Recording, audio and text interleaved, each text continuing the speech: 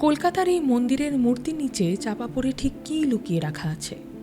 এমন কী জিনিস যা বছরের পর বছর ধরে সাধারণ মানুষের থেকে লুকিয়ে রাখা হয়?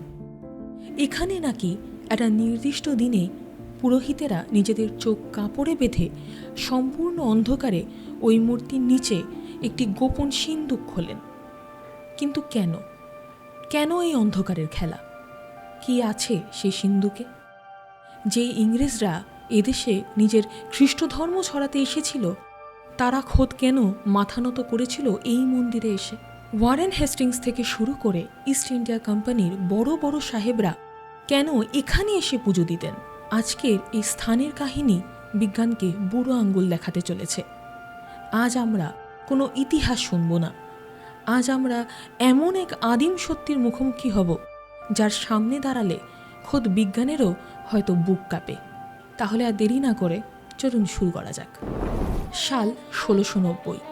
জব চার্নক নামের এক ইংরেজ সাহেব সুতানুটি গ্রামে পা রাখলেন।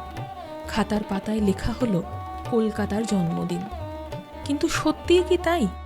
নাকি এই শহরটার বয়স আসলে আরও শত শত বছর বেশি? এমন একটা সময়ে যখন ডালহৌসি স্কোয়ার ছিল একটা গভীর জঙ্গল, আর চৌরঙ্গি রোডে রাতে বাঘ ডাকত। কলকাতার এই আধুনিক জাঁকজমকের ঠিক নিচে চাপা পড়ে আছে এমন এক আদিম সত্য যা জড়িয়ে রয়েছে একটা ঘাটের, একটা নদীর আর এক খণ্ড পাথরের সাথে। অনেকেই এতক্ষণে বুঝে গেছেন ঠিক কোন জায়গার কথা বলা হচ্ছে। হ্যাঁ, কালীঘাট মন্দির। যে কালীঘাট মন্দিরের গর্ভগৃহে রূপোর সিংহাসনের নিচে ঠিক কী লুকিয়ে রাখা আছে তা আমরা আজ অবধি কেউ জানি না। কেনই বা বলা হয় আজ আপনি যে কলকাতায় দাঁড়িয়ে আছেন তা আসলে তৈরিই হতো না যদি এই কালীক্ষেত্র না থাকতো? শুরুতেই একটা সহজ কিন্তু মাথা ঘুরিয়ে দেওয়া প্রশ্ন করি। কলকাতা নামটা এলো কোথা থেকে? ইংরেজদের দেওয়া ক্যালকাটা থেকে, নাকি অন্য কিছু? গবেষক আর ঐতিহাসিকদের একটা মস্ত বড় অংশ বিশ্বাস করেন এই নামের উৎস আসলে দুটি শব্দ, কালী এবং ঘাট। এই দুই মিলে হয়েছিল কালীঘাট। আর সেই কালীঘাটের অপভ্রংশ বা লোকমুখে বিকৃত রূপই হল আজকের এই কলিকাতা, ক্যালকাটা বা কলকাতা।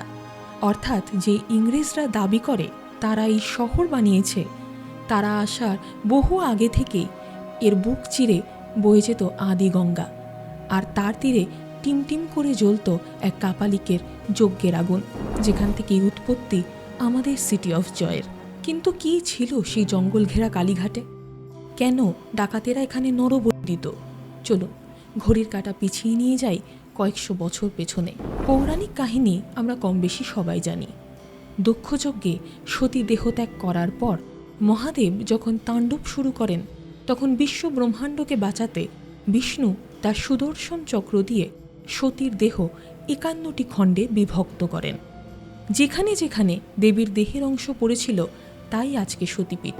কাশীপ্রসাদ ঘোষ বা উমেশচন্দ্র বন্দ্যোপাধ্যায়ের মতন প্রাচীন কলকাতার গবেষকদের লেখা ঘাটলে দেখা যায় এই কালীঘাটে পড়েছিল দেবী সতীর ডান পায়ের 4টি আঙ্গুল, মতান্তরে ডান পায়ের পাতা। আজকের যে কংক্রিটের জঙ্গল দেখছেন, 400-500 বছর আগেও তা ছিল মহারণ্য বা সুন্দরবনের অংশ। এই ঘন জঙ্গলের বুক চিরে বহাল তবিয়তে বয়ে যেত আদি গঙ্গা, যা ছিল আসল গঙ্গার মূল স্রোত। আর এই নদীর তীরেই এক আদিম ঘাটে গাছের কোটরে প্রথম আবিষ্কৃত হয়েছিল দেবীর সেই পবিত্র দেহাংশ, যাকে আমরা আজ প্রস্তরখণ্ড বলি। এখানেই আসে আমাদের প্রথম রহস্য। এই মূর্তি বা পাথর প্রথম যারা পুজো করতে শুরু করেন তারা সাধারণ কোনো পুরোহিত ছিলেন না। তারা ছিলেন দশনামী সম্প্রদায়ের নাথ সাধু এবং কাপালিকেরা। আজকের যে ব্যস্ত চৌরঙ্গি এলাকা, সেখানে তখন রাজত্ব করতেন এক রহস্যময় সাধু, চৌরঙ্গীনাথ। শোনা যায় তার অলৌকিক ক্ষমতা ছিল। এই কাপালিকেরাই আদি গঙ্গার তীরে প্রথম দেবীর বেদি স্থাপন করেন। তখন পুজো হতো তন্ত্রমতে। রাতের অন্ধকারে জ্বলন্ত চিতার আগুন আর শোনা যেত রহস্যময় মন্ত্রোচ্চারণ। জনশ্রুতি আছে তৎকালীন ডাকাত দল ডাকাতি করতে যাওয়ার আগে এই ঘাটে এসে নরবলি দিয়ে রক্ত তিলক কপালে পড়ত। ভাবুন একবার, আজকের কলকাতার সবচেয়ে ব্যস্ত অঞ্চলের ইতিহাস কতটা রোমহর্ষক ছিল। এবার আসা যাক সেই রহস্যে, যা আজও সাধারণ মানুষের চোখের আড়াল করে রাখা হয়। কালীঘাট মন্দিরে আমরা যে মূর্তিটি দেখি তা কিন্তু মা কালীর প্রথাগত মূর্তির মতো নয়। এখানে দেবীর কেবল 3টি বড় বড় চোখ, একটি সোনার জিভ এবং 4টি সোনার হাত দেখা যায়। কোনো সম্পূর্ণ মানব শরীর নেই, এমনকি পায়ের নিচে শিবও নেই। কেন? কারণ এই কোষ্ঠী পাথরের মূর্তিটি আসলে একটি আবরণ বা খোলস মাত্র। আসল রহস্য তো লুকিয়ে আছে এরই নিচে। কালীঘাটের প্রধান পুরোহিত এবং প্রাচীন তান্ত্রিক পুঁথির বিবরণ অনুযায়ী রূপোর সিংহাসনের নিচে একটি বিশেষ সিন্দুক বা গুপ্ত কুঠুরি রয়েছে। সেই সিন্দুকের ভেতরে অত্যন্ত সতর্কতায় লাল কাপড়ে মুড়ে রাখা আছে দেবী সতীর সেই আদি দেহাংশ, যা পাথর হয়ে যাওয়া ডান পায়ের আঙ্গুল। আজ আমরা যে 3টে চোখ আর সোনার জিভওয়ালা কোষ্ঠী পাথরের মূর্তিটি দেখি, সেটি আসলে সেই আদি শিলাখণ্ডটির ওপর বসানো একটি খোলস বা অবয়ব মাত্র। আসল পুজো কিন্তু নিবেদিত হয় সিংহাসনের নিচে থাকা সেই মূল সতীপীঠের পাথরটির উদ্দেশ্যেই। কেন তা আজও এত বড় গোপনীয়তা? বিজ্ঞান নাকি বিশ্বাস? এর উত্তর আজও ধোঁয়াশায় ঢাকা। রহস্যের কিন্তু এখানেই শেষ নয়। তন্ত্রের নিয়ম অনুযায়ী যেখানেই সতীপীঠ থাকবে দেবী ক্ষেত্রের সুরক্ষায়, সেখানে একজন ভৈরব বা শিবের অবস্থান বাধ্যতামূলক। কালীঘাটের ভৈরব হলেন নকুরেশ্বর মহাদেব। মূল মন্দির থেকে কিছুটা দূরে তার অবস্থান। কালীঘাটের এই ভৈরব নকুরেশ্বর মহাদেবকে নিয়ে একটি অত্যন্ত অদ্ভুত অলৌকিক বিশ্বাস প্রচলিত আছে। মন্দিরের প্রাচীন সেবায়িত এবং প্রাচীন কোতোয়ালদের ডায়েরি অনুযায়ী নকুরেশ্বর শিবলিঙ্গটি কোনো মানুষের তৈরি বা খোদাই করা মূর্তি নয়। এটি একটি স্বয়ম্ভূলিঙ্গ, মানে যা মাটি ফুঁড়ে নিজে থেকে প্রকট হয়েছে। পুরনো কলকাতার লোককথা বলে, একসময় কালীঘাট মন্দির এবং নকুরেশ্বর শিব মন্দিরের মাটির নিচ দিয়ে একটা সুড়ঙ্গ পথ ছিল। গভীর রাতে যখন মূল মন্দিরের দরজা বন্ধ হয়ে যেত, তখন নাকি খুব অলৌকিক উপায়ে ভৈরব এবং ভৈরবীর মিলন ঘটত সেই পথে। যদিও আজ নগরায়নের নিচে সেই সুড়ঙ্গের অস্তিত্ব নিছক গল্পই হয়ে রয়ে গেছে, কিন্তু প্রাচীন কলকাতার বাতাসে এই গল্প আজও ঘুরে বেড়ায়। সবচেয়ে অদ্ভুত বিষয় হলো, বহু প্রাচীন তান্ত্রিকের দাবি এই পাথরটি নাকি সময়ের সাথে সাথে খুব সামান্য হলেও নিজের আকার পরিবর্তন করে এবং প্রতি বছর শিবরাত্রির রাতে নাকি এই পাথরের গা থেকে এক ধরনের রহস্যময় ঘামের মতন তরল নিঃসৃত হয়। তন্ত্রমতে এই তরল আসলে সতীর স্পর্শের প্রতীক। এটাও শোনা যায় আজকের যে ব্যস্ত রাসবিহারী অ্যাভিনিউ আর কালীঘাট মন্দিরের সংযোগস্থল, কয়েকশো বছর আগেও সেখানে ছিল 3টি আদিম রাস্তার মিলনস্থল, যাকে বলা হতো মাথার মোড়। লর্ড ওয়েলেসলির আমলের কিছু পুরনো সরকারি নথিতে 1803 সালের সতীদাহ ও বলিপ্রথা বিরোধী প্রাথমিক রিপোর্টে উল্লেখ পাওয়া যায় যে এই অঞ্চলের জঙ্গল সংলগ্ন এলাকায় একসময় গভীর অমাবস্যায় নাকি গুপ্ত সাধনা হতো। কালীঘাটের মূল কোষ্ঠী পাথরের মূর্তির যে 3টি বিশাল চোখ আমরা দেখি, তারও কিন্তু একটা ভয়ঙ্কর সুন্দর রহস্য রয়েছে। দেবীর এই চোখ দুটি কিন্তু সবসময় এক থাকে না। প্রতি বছর এটি নির্দিষ্ট তিথিতে দেবীর চোখের ওপর নতুন করে সোনা এবং সিঁদুরের প্রলেপ দিয়ে চক্ষুদান বা রূপ পরিবর্তন করা হয়। শোনা যায় এই রূপ পরিবর্তনের সময় গর্ভগৃহের সমস্ত আলো নিভিয়ে দেওয়া হয়। কেবল একটি মাত্র ঘিয়ে প্রদীপের আলোয় প্রধান পুরোহিত এই কাজটি সম্পন্ন করেন। তান্ত্রিকদের বিশ্বাস, ঠিক যে মুহূর্তে দেবীর তৃতীয় নয়নে বা কপালে সিঁদুরের শেষ তিলকটি ছোঁয়ানো হয়, সেই ভগ্নাংশের সেকেন্ডের মধ্যে গর্ভগৃহে এক তীব্র শক্তির কম্পন তৈরি হয়। প্রাচীন প্রথা অনুযায়ী ওই বিশেষ মুহূর্তে কোনো সাধারণ মানুষ তো দূর, অন্য কোনো উপপুরোহিতকেও গর্ভগৃহে থাকার অনুমতি দেওয়া যায় না, কারণ সেই তীব্র তেজ সহ্য করার ক্ষমতা আমার আপনার মতন সাধারণ মানুষের জন্য নয়। কালীঘাট মন্দিরের বর্তমান কোষ্ঠী পাথরের মূর্তিটি যিনি খোদাই করেছিলেন, তাকে নিয়েও হাড়হিম করা এক গল্প প্রচলিত আছে। লোকশ্রুতি অনুযায়ী মূর্তিটি যখন সম্পূর্ণ হয়ে যায় তখন তার রূপ এতটাই উগ্র এবং জীবন্ত ছিল যে ভাস্কর নিজেই তা দেখে মূর্ছা যান।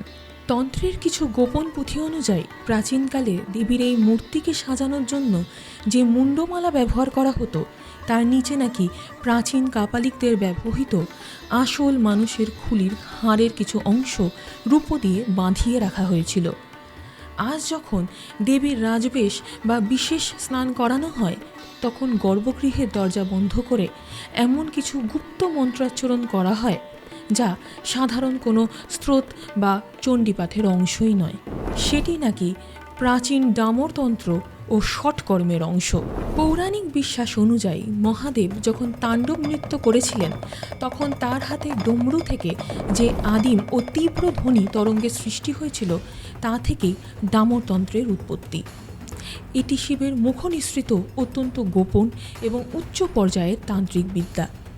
এই তন্ত্রে মূলত বিভিন্ন অলৌকিক জাদুকরী শক্তি, ভূতপ্রেত যক্ষিণী সাধন এবং প্রকৃতির উপর নিয়ন্ত্রণ পাওয়ার গুপ্ত মন্ত্র থাকে।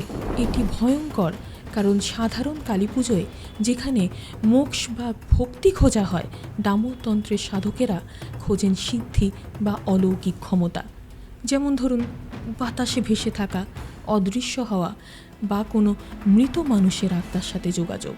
আর তন্ত্রশাস্ত্রে ষটকর্ম বলতে 6টি এরম চরম ও ভয়ঙ্কর তান্ত্রিক ক্রিয়া বা ব্ল্যাক ম্যাজিককে বোঝানো হয়, যার মাধ্যমে একজন তান্ত্রিক যে কোনো মানুষ, পরিস্থিতি বা প্রকৃতির ক্ষতি অথবা ভালো করতে পারেন।